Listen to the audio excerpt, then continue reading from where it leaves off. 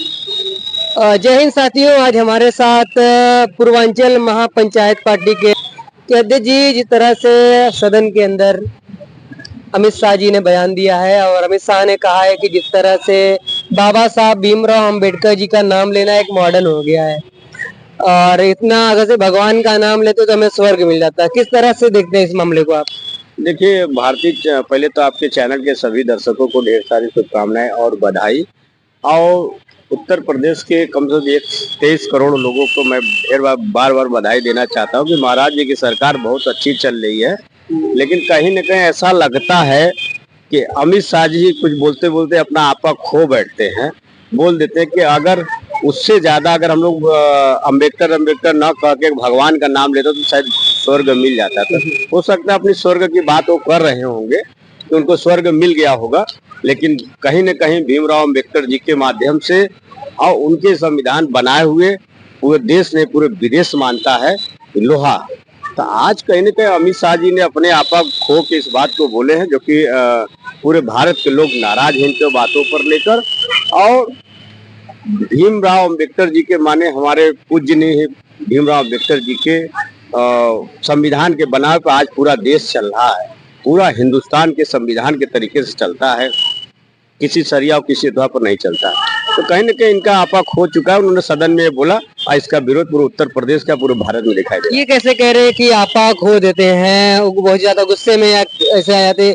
हर चीज बोलने से पहले सदन में उसको लिखी जाती है, लिखने के बाद ही उस चीज को बोला जाता है। ये भी चीजें हैं, अहंकार में लोग बोल देते हैं, लेकिन कहीं न कहीं इसका गलत दिखाई दे रहा है। आप बता दीजिए कि संविधान रचयिता को आपने बोले कि आज जितना हमने अम्बेडकर कहते हो फैशन हो गया है, तो संविधान के लेखक को ही आप ऐसा कह सकते हैं जो पूरे देश मानती है भीमराव अम्बेडकर जी को, हमको मानती है। और उनके एक मंत्री कह रहे हैं कि ऐसी बात नहीं है और संविधान पर चलेगा। तो संविधान के रचयिता को आप ऐसा बोलेंगे?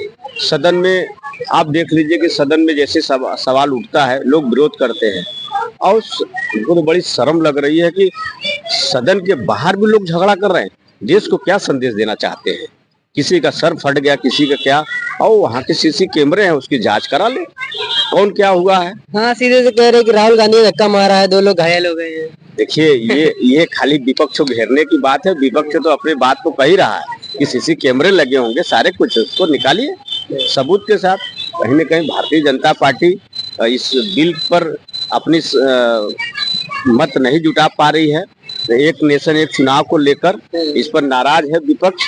और कहीं न कहीं आप ये लोग क्या क्या बोल देते हैं। आज देखिए विरोध पूरे उत्तर प्रदेश पूरे भारत में चल रहा माननीय अम्बेडकर जी के नाम पर। तो कहीं ना कहीं 1 नेशन 1 इलेक्शन कितना सही है, एक राष्ट्र एक चुनाव। देखिए अभी इस पर इसलिए कि अभी बिल पास नहीं हुआ, इस पर बोलना उचित नहीं है। लेकिन कहीं न कहीं जो अम्बेडकर जी की बात है इनको मैं बता देना चाहता हूँ। प्रकाश राज ने जैसे गोल गोल उन्होंने एक वीडियो में बोला है, हमें ऐसा लगता है कि जिधर भाई उसी में ओम प्रकाश भी हैं, तो भीमराव अम्बेडकर को एक तरफ मानते एक तरफ नहीं भी मानते, दोनों चीज दिखाई दे रहा है।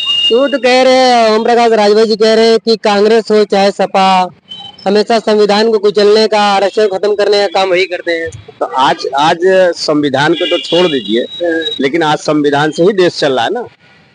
अगर कांग्रेस और सपा और बसपा अगर कांग्रेस को खत्म करना चाहती थी तो आज किस संविधान से देश चल रहा है? उनके नए संविधान से चल रहे। आज भीमराव अम्बेडकर जी के नाम से ही और उनके कर कमलों द्वारा पेन से लिखा हुआ इतिहासों को चल रहा है ना। उन्हीं के हाथ से संविधान का नाम चल रहा है ना। ऐसे में किस तरह देख रहे हैं बराबर नौजवान राजभर समाज के नौजवानों की हत्या, कई मामले ऐसे आ रहे हैं। देखिए इस पर बड़ी दुख की बात है।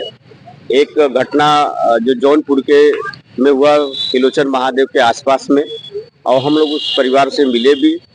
वहाँ 2 मंत्री गए, हमारे कैबिनेट मंत्री भी गए।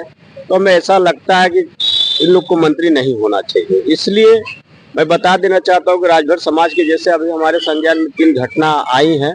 एक मैं गिना दे रहा हूँ कि एक जौनपुर का, और आज तत्काल घटना एक हम आपको 5 तारीख का भी बता देना चाहता हूँ। सुरेश राजभर जी को दिन दहाड़े गोली मार के हत्या कर दी गई। आज सिद्धार्थ नगर में भी एक हमारे राजभर समाज बेटे का, उसकी भी हत्या कर दिया गया ट्रेन में जाते समय। उनके बेटे ने, माननीय ओम प्रकाश राजभर जी के बेटे ने गए मौके पर, उन्होंने अपने विभाग द्वारा सहायता की बात नहीं की, मैं सहायता कराऊंगा। तो लगता हमें कि खाली बस मंत्री हैं लेकिन किसी का ही मदद नहीं कर सकते। तो मतलब ये समाज के लिए नहीं, सिर्फ अपने लिए मंत्री, केवल बाप बेटों की पार्टी है ये, जो फैक्ट्री वही उन्हीं की है, तो उसमें और कौन से किसका उम्मीद किया जाए।